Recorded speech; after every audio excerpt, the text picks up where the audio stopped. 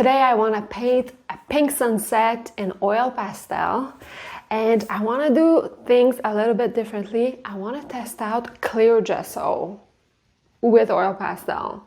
There's many benefits to using clear gesso in many situations.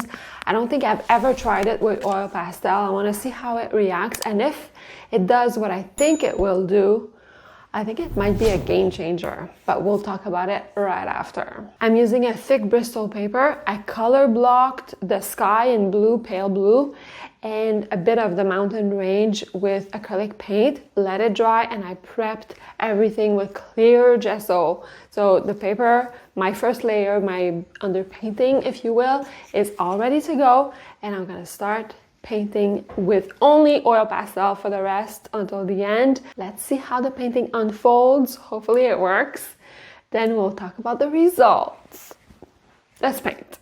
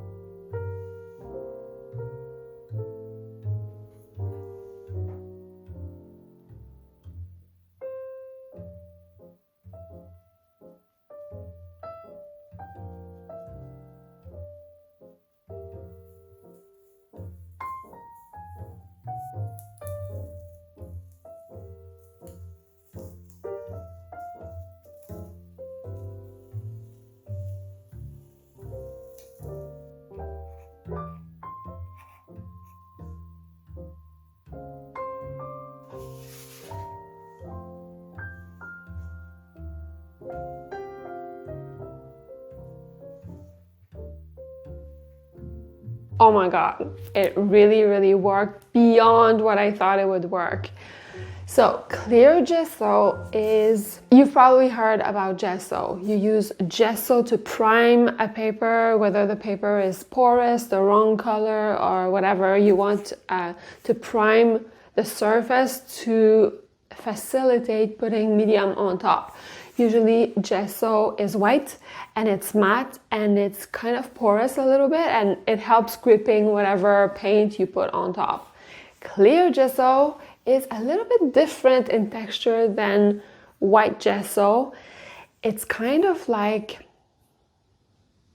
I wouldn't say sandy, but when you touch it, it's very rough once it's dry, and it dries fully clear, and it makes painting with oil pastel really easy. Like I said at the beginning, I used Bristol paper for this painting, and typically Bristol paper is a really bad paper for oil pastel because it has absolutely no tooth. It's super slick, so when you try to blend with oil pastel, the pastel balls up and it smears in a weird way. There's no like really grip to hold the pigment, and it's hard to layer multiple colors on top of each other. On top of that, I like using an underpainting of acrylic because very often in oil pastel, I'm limited in the color choices that I have, whether it be a smaller set or whatever. But with acrylic, I can block off whatever color I want to complement my oil pastels,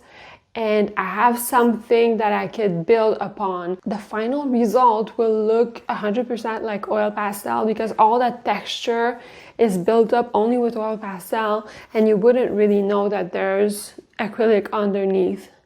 But because acrylic is kind of slick and plasticky, sometimes it makes painting with oil pastel on top of it a little bit trickier.